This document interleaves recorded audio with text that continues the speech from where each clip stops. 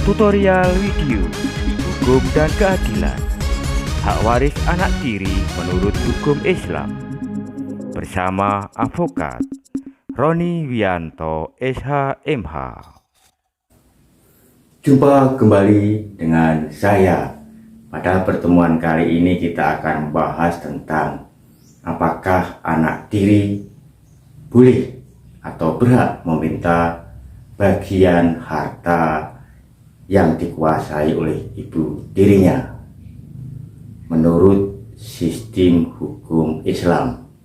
Untuk itu, sebelum kita berikan dalil atau prinsip-prinsipnya, maka marilah kita dengarkan tutorial berikut ini. Hak waris bagi anak tiri menurut hukum Islam. Bagian kedua. Pendahuluan.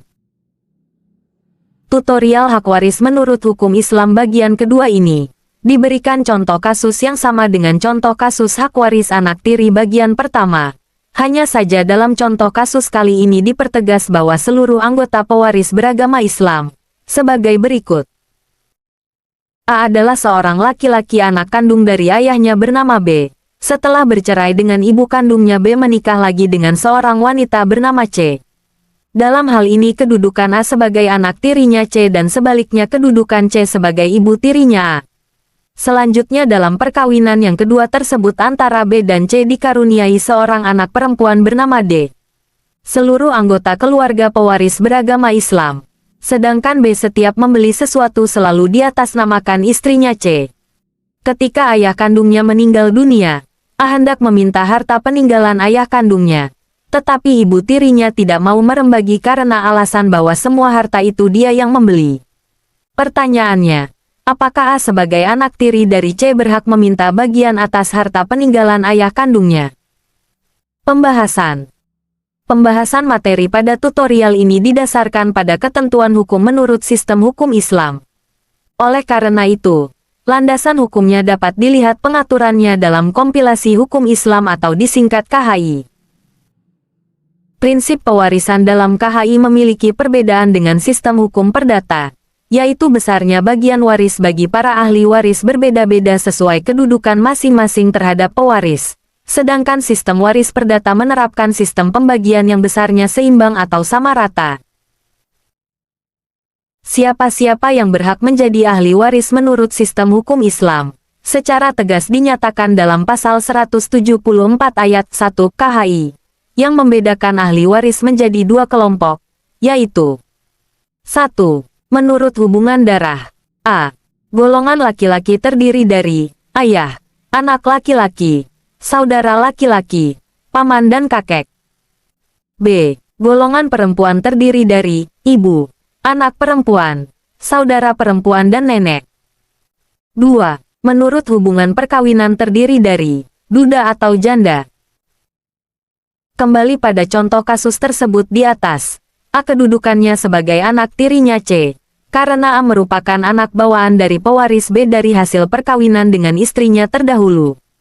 Dengan demikian A memiliki hubungan kewarisan dengan ayah kandungnya B sebagai orang tua sedarah.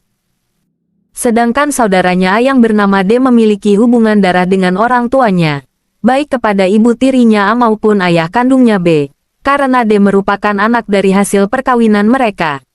Artinya, D memiliki hubungan kewarisan dengan C dan B. Berdasarkan ketentuan pasal 174 ayat 1 KHI, maka pewaris B meninggalkan anggota keluarga yang berhak menjadi ahli waris. Pertama, ahli waris karena adanya hubungan darah adalah anak-anak keturunannya baik anak hasil perkawinan pertama maupun kedua, yang terdiri dari A dan D. Kedua, ahli waris karena keterikatan perkawinan, yaitu istrinya yang bernama C atau kedudukannya sebagai ahli waris janda. Selain itu, perlu diperhatikan juga, apakah dalam contoh kasus tersebut di atas, si pewaris masih memiliki orang tua kandung, baik ibu atau ayahnya pewaris. Hal ini penting dalam hukum kewarisan menurut sistem hukum Islam, karena orang tua yang masih hidup memiliki hubungan kewarisan dengan anaknya yang meninggal dunia, dan sebaliknya. Apabila orang tua dari pewaris masih hidup, maka berlaku ketentuan pasal 174 ayat 2 KHI, yang secara tegas mengatur apabila semua ahli waris ada, maka yang berhak mendapat warisan hanya meliputi anak, ayah, ibu, janda atau duda. Adapun besarnya bagian waris bagi para ahli waris dalam contoh kasus tersebut adalah 1. Anak A laki-laki, dan D perempuan, sesuai pasal 176 KHI, yaitu A. Bila hanya seorang anak perempuan, maka ia mendapat setengah bagian.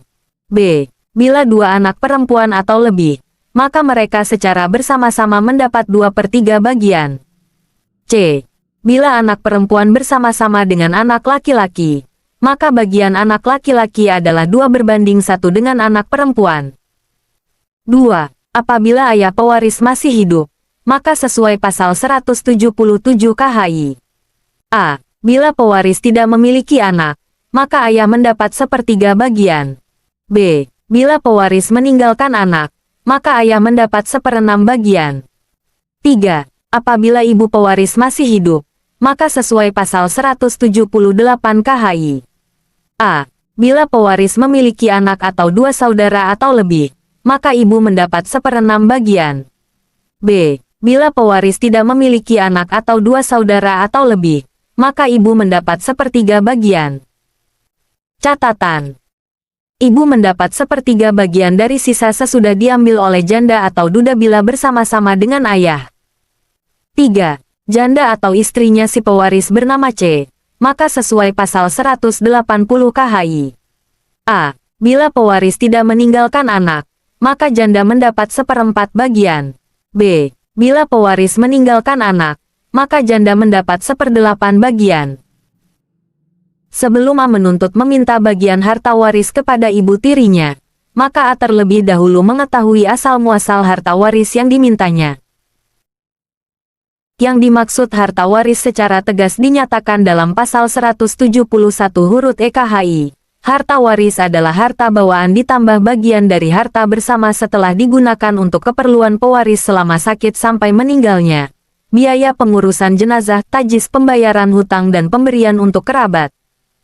Berdasarkan ketentuan pasal ini, maka harta waris yang akan dibagikan merupakan harta kekayaan bersih, setelah dikurangi biaya-biaya yang menjadi tanggungan pewaris.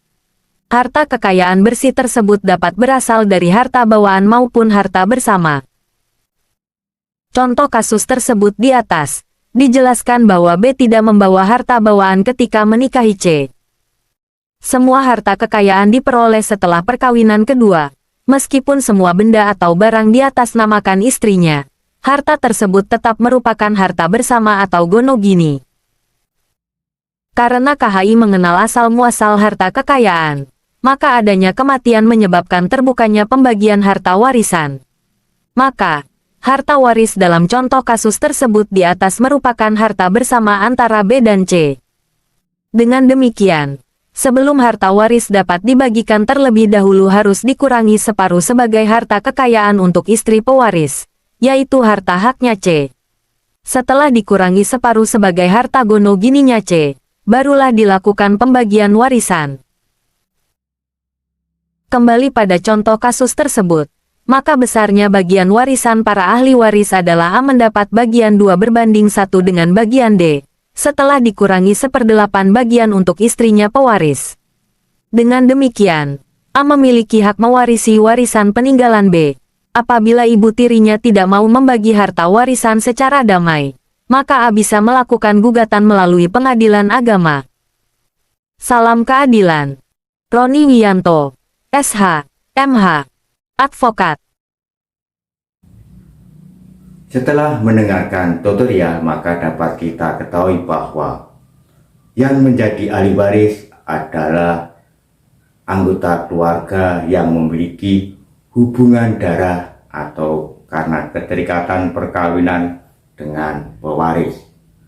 Dalam contoh tadi, anak tiri memang tidak memiliki hubungan waris dengan ibu tirinya.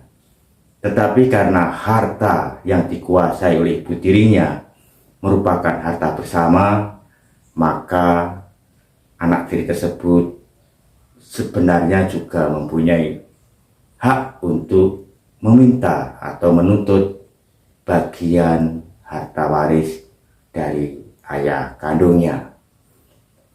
Dalam pembagian warisan di sini yang menjadi tolok ukur adalah pewaris. Apabila anak tiri tersebut memang anak kandung dari ayahnya, maka secara hukum Islam memiliki hak waris. Meskipun semua benda, barang-barang yang dibeli oleh ayah kandungnya diatasnamakan ibu tirinya, itu merupakan harta bersama. Jadi harta bersama itu merupakan bagian dari harta waris. Untuk itu anak tiri punya hak untuk meminta bagian harta warisnya. Dalam perhitungan sistem hukum Islam bahwa pembagian harta waris itu mengenal adanya asal muasal harta tersebut. Karena dalam contoh tadi merupakan harta bersama, maka yang menjadi harta waris adalah separuh bagian harta untuk ayah kandungnya, dan separuhnya lagi adalah harta kekayaan milik ibu tirinya. Yang dibagi adalah harta yang menjadi harta hak ayah kandungnya. Dalam pembagiannya sesuai dengan ketentuan hukum Islam bahwa ibu tiri tetap mendapatkan bagian karena keterikatan hukum perkawinan. Karena punya anak, maka ibu tiri itu mendapatkan 1/8 dan sisanya akan dibagi oleh anak tiri dan saudaranya, anak kandung antara ibu tiri dan ayah kandungnya tadi. Sesuai dengan prinsip hukum Islam bahwa laki-laki mendapatkan 2 bagian berbanding 1 bagian untuk saudara perempuan. Apabila ibu tiri tersebut meskipun diatasnamakan tidak mau membagi, maka anak tiri tersebut boleh mengajukan gugatan melalui pengadilan agama. Demikian tutorial kali ini, semoga bermanfaat bagi kita semua. Salam keadilan.